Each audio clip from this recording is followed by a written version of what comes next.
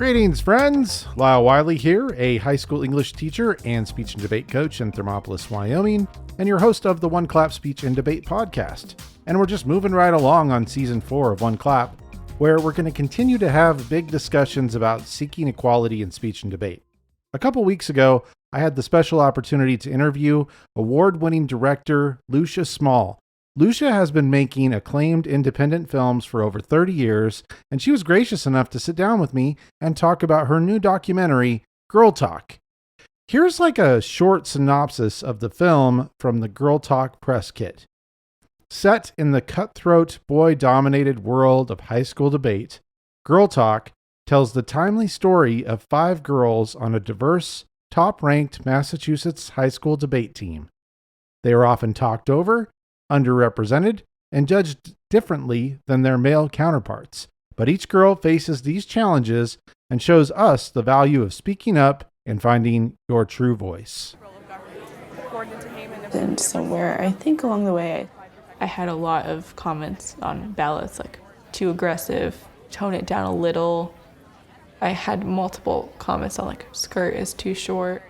As Al Jazeera explains in 2014, the needs of refugees causes harm to citizens in 2 ways. I made a decision at one point to wear pants, mostly my sophomore year. I thought I felt less girl-like, I think. I was like trying to strike this perfect balance that I don't think exists between exuding confidence but not too much. And as soon as you start to second guess how you present yourself, I think that's when you start to lose it. I have always been taught to be obedient, I guess, and to listen and be respectful, but I never really learned how to stand up for myself or share my thoughts or just say that I disagreed with an authority figure in general. Not a lot of people on the team, like the Newton South debate team, know this about me, that my parents were refugees after the Vietnam War. Like, my dad went to college at the age of 33. And growing up, seeing people blatantly discriminating against my parents just because they had an accent, that just really angered me because I knew how captivating they were in their native tongue. I really value the ability to express my thoughts and talk about the things that matter to me because of my parents' experiences. Being able to speak and to communicate is almost like a privilege to me. Those were short clips from 3 of the featured girl debaters in the film. First Bella, second Gabby, and then third Hannah. Girl Talk follows Bella, Gil, Gabby, Hannah, and Anika through their debate experiences, their struggles, their triumphs, all while exploring the formidable challenges presented for a female debater. The documentary is basically a must-see for anyone in the debate community. Watching debate through the lens of 5 girl boss competitors in a candid and authentic long-term based film study gives a powerful insight into the experiences and challenges of a girl debater. So Lucia and her filmmaking team do a really incredible job of balancing a number of really difficult realities to bring this documentary to the public. Lucia was kind enough to drop by the podcast and tell me more about her history in filmmaking, details about her Girl Talk project, including what it was like to work in the world of debate with these amazing debaters, and her hopes for the film. Let's go ahead and jump right into my interview with award-winning director and exceedingly kind human, Lucia Small. Welcome to the One Clap Speech and Debate podcast. Lucia Small, the director of Girl Talk, a film that's being released kind of right now, right, Lucia? It's in the works. It's available for some viewings, but still early. We're doing what's called the festival circuit and also some community screenings and debate camps, which is really exciting. I have this amazing outreach and impact team that believes in this film and the kinds of conversations it can spark. And so we're going straight into different kinds of screenings, which is very exciting. I think as more speech and debate students and people that are involved in the community see the film, you're going to get a lot of really positive feedback. I think it's going to do really well with this community. Would you maybe describe just a little bit about your work on some previous films and your filmmaking background? Yes, I'd be happy to. I'll just say it. I'm a feminist. I'm an artist. I'm sort of more of an edgy documentary filmmaker. I've used myself as a character in 3 of my previous films because I've always felt that artist as responsible participant is important. And even if I make the viewer squirm, it's important to show who has the power of the filmmaking, who's behind the camera. I've always felt it's important to show my identity as a white female. A lot of it's been in relationship to men and how I'm perceived. Because the first one I did was on my father the genius. The second one I did actually on Hurricane Katrina and the diaspora of that catastrophe. And then the third one was about my film partner who I'd worked on, The Axe in the Attic, which is the one about Katrina. He got diagnosed with a terminal illness. So this was called One Cut, One Life. And it was about his journey as an autobiographical filmmaker. He's sort of considered the father or grandfather of the form, or one of them. And it was about his choice to make a film in the last years of his life. And so I've always felt it really important to challenge the audience about preconceptions and judgment and bias and how they come to a audience or form an audience, and what happens, what their expectations are in terms of documentary film and how you're supposed to feel. So I've always been very interested in authenticity and how to depict life in its complex form. Yeah, it's really amazing what you do with Girl Talk, because your voice is not in the film. I mean, it's the voice of the students. It's the voice of the people in the documentary. There's a couple of places where there's some information put on the screen, but really we just hear from the people in the film, and it's really powerful. Also, probably was very difficult to do in editing, but it really tells a story. Well, thank you. I mean, I had an editor I collaborated with, Rachel Clark. She helped make this film what it is. She is a big reason it's as good as it is, and very powerful. My mantra was, I don't want experts. I don't want too many adults. I want these 5 girls to be the centerpiece. It's their voices that I'm interested in. I'm not interested in adults interpreting what they're going through. I wanted it to be their story and their journey, which is why it took so long to, film and make. But I think it is, they passed the baton to others. And I really, as a filmmaker, always wanted to make a film without me in it, even though I said artist as responsible participant. I wanted to give voice to others. And it was just a gift that I was able to do this. So when you chose this project, I mean, you were looking for something, I think maybe specifically about how girls find their voice. Did you know much about the debate world before you created Girl Talk, or did you kind of like pleasantly just sort of slip into this world for this film without knowing a lot about it? The latter. I did not know much about debate at all. I mean, how I got exposed to debate. One, there were debate kids in my high school, but they were the smartest kids in the class, and they all went off to Harvard and Yale and schools I had never heard about in California. And I know I had heard of Harvard, but I didn't know the East Coast Ivy League scene at all. So I had some exposure to those kids, but this was the real deep dive into debate. And I had no idea what I was getting into. And when Bella, one of the main characters, the person we sort of got oriented in debate with, she says, "Oh my God, it's so great. We get up at 5 a.m. and we come back at 10 at night." And me and my film partner, we're in our 50s, and we're like, that sounds great. Not at all, So it's sort of, I mean, it was a total prize. It is a pretty grueling environment, isn't it? Yes. And I had to get up, at 4 so I could film them getting ready with their, contacts and makeup and that kind of thing. So it was pretty grueling. And I was a cinematographer on a lot of the early footage. I was able to bring in people later and really talented cinematographers, but I I shot about 80% of the film, and it was tiring. But it was fascinating. And it was so interesting because Bella would run up to me and said, "What did you think of my argument? How did you think I did?" And I was like, "I was just trying to focus on what you were saying, like on your making sure you were in focus, like that we captured the debate world and what's going on." And to a layman's audience, layperson's audience, you don't know what you're looking at. It's sort of like Gil says it, you're debating in broom closets, you're debating in hallways. It's a lot less glamorous than people think. So I needed to figure out a way to translate a very complicated world to an uneducated audience in terms of debate, and also make sure I please the debate world at the same time. Very difficult balance.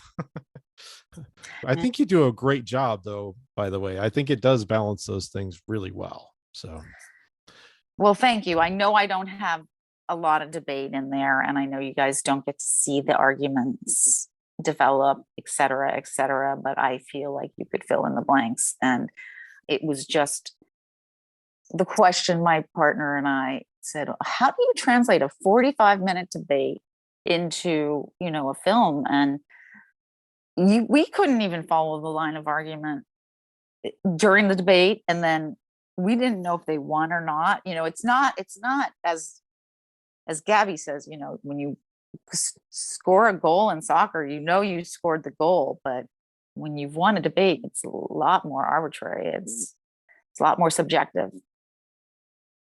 I feel like you've spoke to this a little bit already, but so this was 8 years in the making, right? Like 5 years of filming, a couple years of editing, working Correct. on this project. So a really large in scope project. So why did you make such a huge commitment to telling this story? And what was the story that you really were trying to tell? And then maybe what's the story you think you got? I mean, it's interesting because documentaries, these kinds of documentaries that aren't pre-scripted and rather longitudinal studies, they're rare because they take so much time, and it's hard to work on a piece for this long. But the average documentary does take 7 years to make. So this was the longest I ever worked on a documentary. And it was sort of a reluctant commitment because initially my film partner and she couldn't commit to a long-term thing at all. We thought a year in the life of Newton South. That's what we thought. But for the first 2/3 of the debate season, we couldn't even get inside a debate. And as public as it is, they're high school students, they are protected. And, we had to figure out a way that we could get inside a debate and make everybody feel at ease. And that took a while. I had to go to a lot of tournaments and sit outside in the cafeteria and in the tab room, getting to know the judges, et cetera, et cetera. So building trust is key in documentary filmmaking. And so with that many characters, that many people, 30 people on the team, I also had to figure out who was trusting me, who was open to my filming, who was natural on film. Because sometimes I'd come around and the kids would want me to film, but they got very excited and mugged for the camera, and I couldn't use that. So it was sort of like, who's the most naturalistic in front of the camera, who can sort of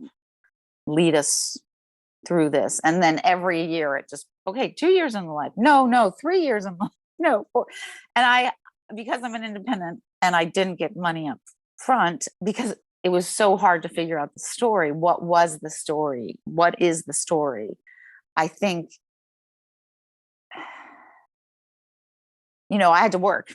I had to basically work and do other jobs. And so I kept dipping back in. And it was very interesting because there was a partnership I was following, and that just fizzled out. So you would do some things where you would follow a certain group of people, and it just, for one reason or another, would fizzle out. So that Gabby, Jay, and Anika, from their freshman year, they were open to it. Gabby was very welcoming. And I think because Bella was our entrance into the world, she worked with Bella. Bella really worked a lot with Gabby. So it was an opening of a door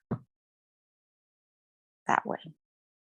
Yeah. So you worked with quite a few different people, and especially some really amazing girls that you follow in the film, the characters.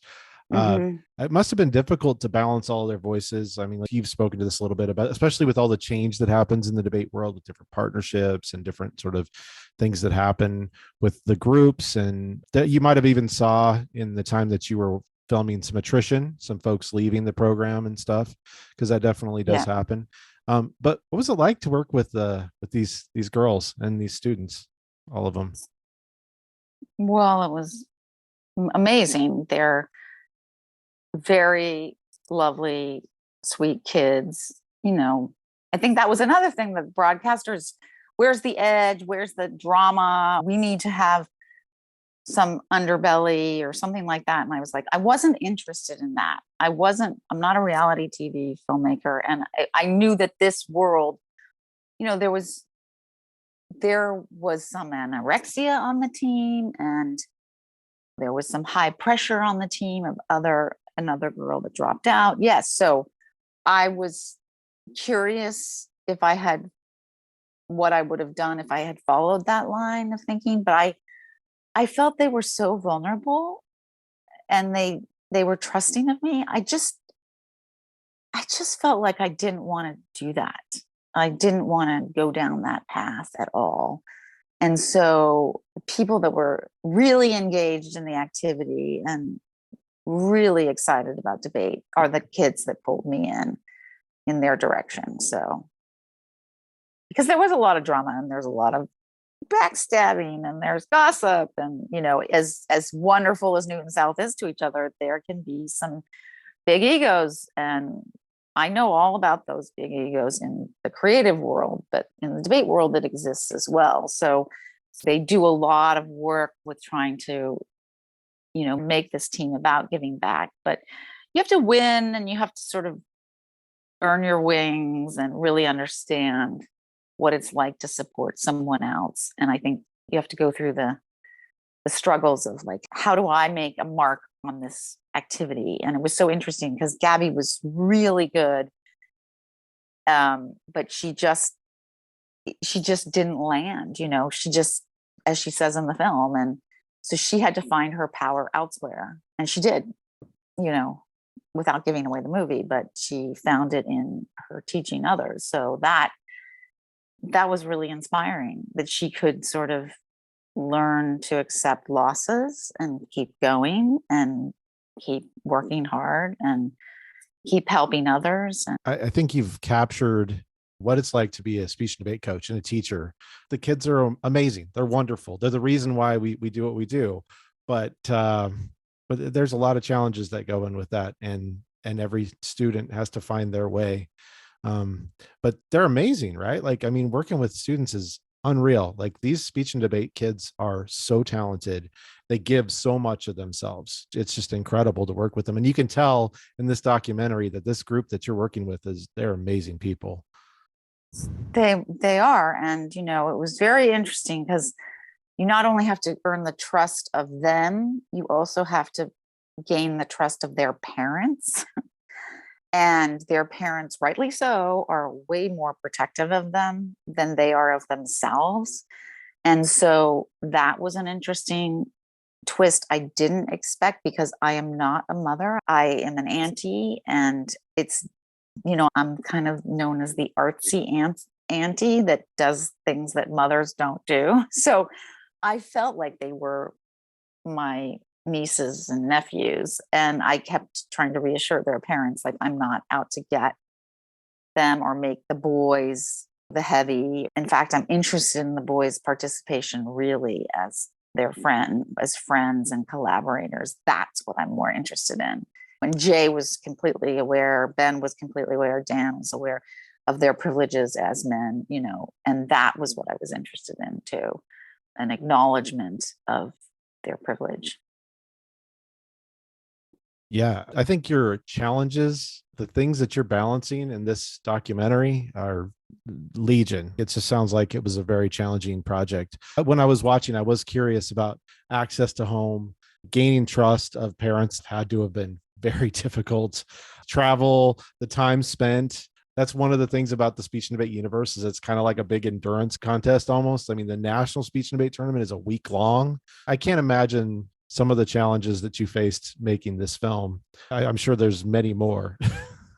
Yeah, I mean, it was, that's this work. I mean, the kind of work that I do, I know this. There are challenges, but there's so many rewards. And, it is, I think, access. You spend a lot of time trying to maintain that access. And, you don't want it to show in the movie because, I mean, you want to be concentrating on their story arcs, although I've shown it in the past. I've shown when I'm the character, like some people are reluctant, some people aren't, some people go back and forth, some people hate you and then they love you. And, so I've dealt with that in my past work. And I really wasn't interested in that in this film. I was much more interested in their journey within the world of debate. You talked about how you needed to balance a lot of different things in this film for different kinds of audiences. And I loved a lot about this documentary, but I think one thing it does really well is it could actually introduce newcomers to the debate universe because there's like vocabulary helps and then explanations from the students that are very layperson friendly. So in making all of this and coming to the activity as a newcomer and stuff, what really surprised you about the debate world the most when you're working on this project? Well, I think as a filmmaker, what surprised me is the visual cues were opposite of what they would translate to a normal audience. Like the fact that in the final rounds, the losing team that's not advancing gets the trophy.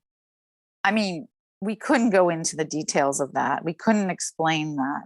So sort of the visual cues, I'm like, damn, you have no way of knowing that they just won because the other guys get the trophies. And so that was a big challenge that I didn't expect. The visual, not having enough visual cues, and also not having a clear sense about who the winners are. When you get to a certain level, I mean, I got to a certain point where I was like, I think they won the round. I feel like they won the round. And Jay and Anika were really good.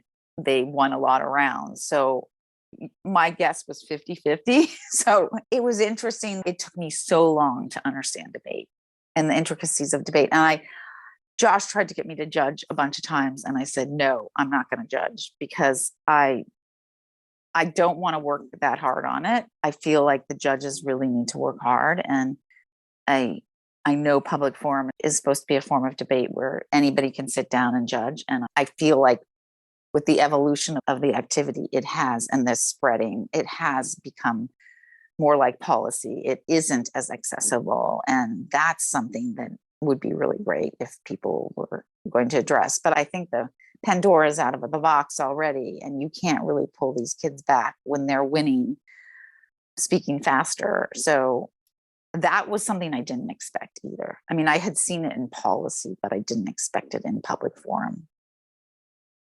Yeah, it's been a really interesting process of NSDA realizing that events are getting a little bit too much like policy, a little bit too fast, and then trying to create different kinds of events that are meant to be a little bit more accessible. And then those events slowly becoming more and more advanced to the point of policy rounds.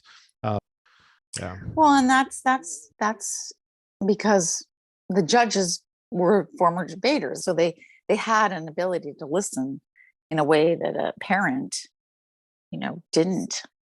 And so, yeah, I mean, it was very interesting because they used this term mommy judge, which to me was so condescending. I was like, I said, don't you see that you're being sexist too about the judges? And, oh, she was a mommy judge, and so I kept on thinking like, there's a lot to unpack here. There's a lot to figure out. The debate community needs to take a hard look at some of this stuff, but it wasn't my mission to do that. It was my mission to sort of capture it and, capture it in its all excitement and complexities and nuance. And, And I really wanted to show, and my editor did too, these kids are kids. They're not adults, but they're dressing up like adults. They're acting like adults, but they're still kids. That was really important to sort of capture. And that's not about the debate world. That's about filmmaking and making sure people can identify with these kids. Because initially when I was putting things together, people are like, I'm totally alienated from these kids. I don't know who these kids are. Who are they? What are they saying? So spending time in their home, spending time with them, sharing their vulnerabilities, that was really important. You put a little bit of pressure on this with your talk about mommy judges. We call them lay judges around here a lot of times, and it is often those terms are disparaging, right? You also put pressure on the fact that that's about gender bias as well. But there's a lot of things in this film that you communicate, sort of the gender inequalities that are inherent in both the activity and in our culture. After spending time in this community, do you have any thoughts about like best hope for positive change, how some of these gender inequalities in speech and debate and in our world, how we can kind of combat these? And what from the documentary specifically are some answers you think that kind of come from the process of the documentary and the film itself? Well, I think it's happening. The exciting thing is it's happening within the debate community and people are talking about it. And, Dana, who is the younger sister of Ben, we don't really get her name because she's not interviewed and she came up after Ben. But she says, no, you can't just be inclusive. You have to be anti-sexist. You have to actively look for ways to include the girls and the young women and the transgender and the gays and lesbian, kids that feel alienated. I mean, what was interesting is there's that cluster of boys, hanging out from different schools, and they all sort of go and circle around each other. And to get into that circle, it takes a lot of pushing, yourself. And then if you push yourself into that circle and then you're not addressed, it's really hard. I watched it happen several times, but I think that's changing. And of course they started to have a few discussions about this at some tournaments, but it was only attended by girls. And so I think this idea of allyship and the boys being more actively focused on trying to be more inclusive is really important. And I think Newton South does a good job of it. I mean, there's still sexism on the team and they know that. And some are better than others, but I think it's happening and the dialogue is happening. Didn't have TOCs. There was a big thing that happened a couple of years back where a young woman forfeited her slot and decided to debate the topic of girls and sexism in debate. I debated about putting that in the film. It was too tangential for these characters, but I felt like that's really exciting. People are having the hard discussions and there are more organizations. I wish there would be one that was, boys and girls working together or something like that, because I think that's, we've identified the problem. The problem is real. The problem appears on the ballots. It's a given. And the stats speak for themselves, right? So it's a given. So what can we do as a community to combat this together and not put all the burden on the young women to do it? Absolutely. I think the film does a good job of showing some of the supports that the Newton team does have.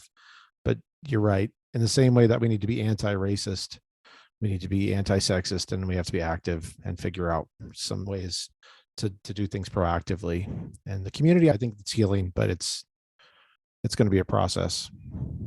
Yeah, it's a process. It comes from, the ground up. Often these things do, but I think the speech and debate, the National Speech and Debate Organization needs to put some muscle behind it.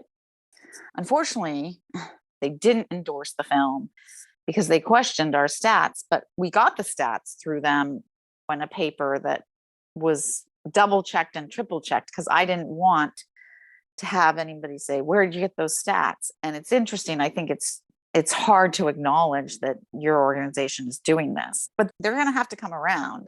They've done a great job with urban debate leagues, but the connection between the urban debate leagues and the other debate community hasn't happened yet. They're still separate. So how do we bring them together as well? So you guys do have your work cut out for you, but I think there are enough people that are interested in addressing this and sort of embracing this that I feel hopeful about it. It's great to hear you say all that. And I have no problem pushing back on NSDA. I mean, I think they need to have pushback sometimes. I know they're trying, and that's great that they're trying, but they need to do more. So, right. So how can people see this film? I was able to watch it in a private viewing and it was amazing for me, but what are some opportunities for people to watch this film? Well, it's going to change. We get into festivals or we create screenings one by one. And so it's changing weekly. So if you go to our website, girltalkfilm.com, and I'm terrible at promoting this. I know there's a schedule or screenings tab up there that you can look at. And I think that gets updated the most. And you can sign up for our mailing list. That would be awesome if you signed up for our mailing list, if anybody wanted to do that, because we send out MailChimps about the next screening. And right now we're scheduled to screen at Woods Hole Film Festival, Wednesday, August 3rd at 6:15. And they're going to do some streaming in relationship to the festival. So there's a way to stream that. It runs the gamut. Festivals are a good way to see it right now. And checking out that schedule is a way to see it right now. And then we're hoping to have a Boston broadcast sooner rather than later. And hopefully we're going to be on PBS, but we have to do it station per station. And that's a lot of work. Well, I'll make sure to link to all that in all of my podcast information to your website. And I think there's an events tab on the website. I'll make sure I link to that and the place where folks can sign up for your messages from MailChimp. There's also social media. There's Twitter. We have every social media, even TikTok. So you can sign up for those or like them on Facebook, whatever your preference is on social media. You can find us there as well. And right now, actually, what we're trying to do is build our audience, and we're doing #MyDebateStory and asking everybody in the debate world to tell something. It doesn't have to be long, doesn't have to be detailed, doesn't have to be, this was great. Maybe it was the hardest moment, that you overcame, or maybe it was just revelation about a topic. It doesn't have to be too much pressure, but please share your debate story with us and the world. Those are really cool. The ones that are up on social media, the design of them is really nice and the information is really great. And it's really neat to see all the different women who have stories relative to debate and the impact it's had on their lives. Yeah. I mean, I'm very inspired. I keep on being incredibly inspired. And I think that people outside the debate world will find that they can relate to this. I had one woman say, I was just loud. I just was the loudest person in the room, and I always felt bad about it. This film makes me feel good about it. And I feel like I don't have to shut down my voice anymore, so, and she never debated. So I think there's things that people outside the debate world can find. And it's good for kids to share with their parents, because you try to describe what debate is to your parents and it just goes over their head. And I think it's an intergenerational thing that is kind of a nice way for people who don't fully understand the world to explore it more. Absolutely. I totally agree there. It's difficult to explain it. Even when you see it, it's hard to understand, but it's hard to explain to people. They have to see it to believe it.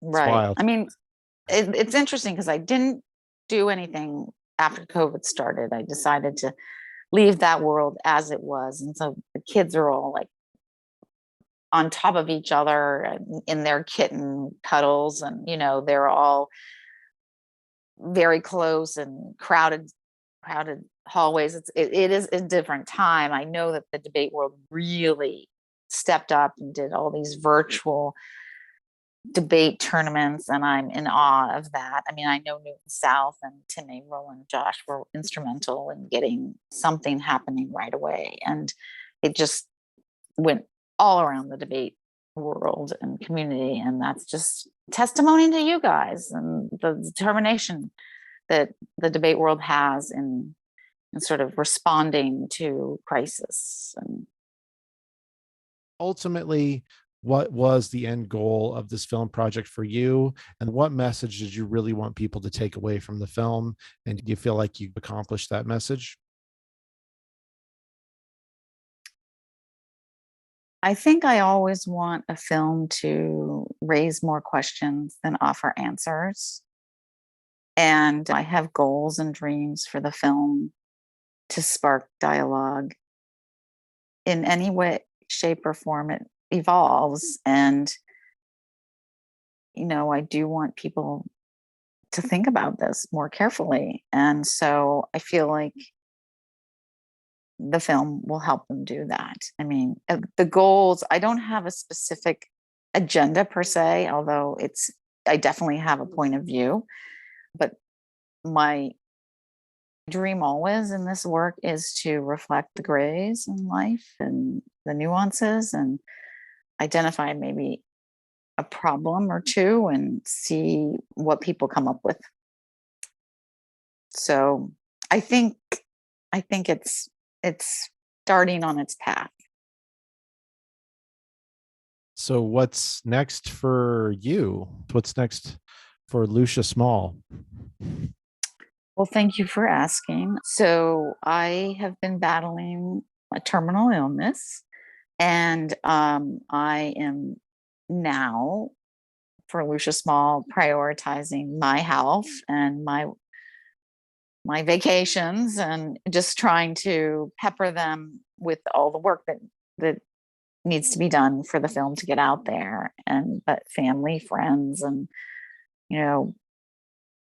gratitude in life is what is my focal point right now. And I think that just back to the last question you asked me, I mean, what I was hoping was to have something hopeful, and because I wanted to leave on an up note, like there is the next generation coming. There is this next powerful generation full of verve and full of intelligence, and it's not all lost. It's not going to implode. There's lots of things to do. There's lots of possibilities, and it can feel overwhelming and daunting and really frustrating and dark, and very dark in certain times like these. But I think for Lucia Small, and she wants her audience to feel some form of inspiration and hope. That's really lovely. Hey, thank you so much for doing this interview, Lucia. I can't encourage people enough to get out and find a way to see the film. It's a wonderful film. And I just really appreciate the work you did on this. And I really appreciate you coming on here. Well, thank you. And I appreciate all the debate coaches out there that are dedicating their heart and soul to inspiring these kids and exposing these kids to this very fascinating world that is about critical thinking and engaged citizenry.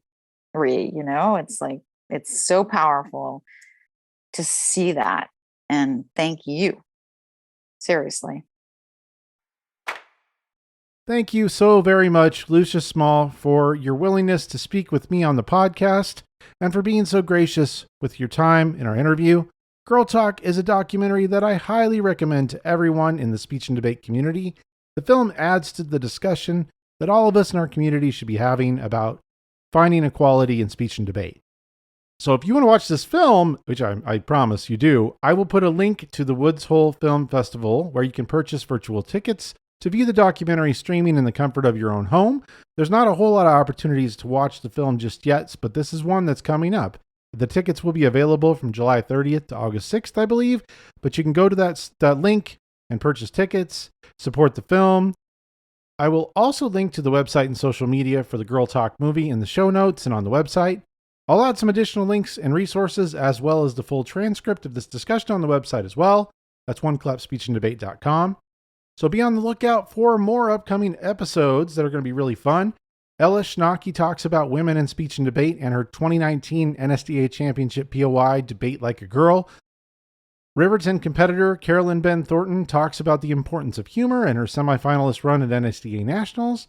Our second panel, made up of UUUN, Haley Lauze Reyes, and Layla Sandlin, consider being a racial minority and a woman in speech and debate. And Natrona County High School superstar and 2022 Wyoming High School Forensics Ambassador Zoe Pickett stops by to discuss extemporaneous speaking and female leadership. And we've got more coming up too. If you'd like to join the discussion here at One Clap Speech and Debate, please shoot me an email at lylewiley@gmail.com or reach out on One Clap Speech and Debate podcast website or the social media that'll be linked in the show notes. Also, be sure to check out our new YouTube and TikTok channels. Please follow these. They're linked in the show notes as well. And this year, maybe consider supporting One Clap Speech and Debate by checking out our Patreon page linked in the show notes. You can partner with me on this journey for as little as $1 a month and stop patronage anytime. Thank you so much to everyone who supports this podcast, either through Patreon or through helping with content or being willing to be a guest on the show or just listening to the podcast and then telling people about it. But special thanks to our patrons, Tina, Terry, Brenda, Aaron T, Melissa, Marcus, Laura, Londi, Ashley S, Joel, Matt, Alan, Ashley M, Aaron, Izzy, and Rick. Thank you all so much for your support. And thank you for listening to One Clap Speech and Debate. Remember, your voice matters, and we'll catch you next time.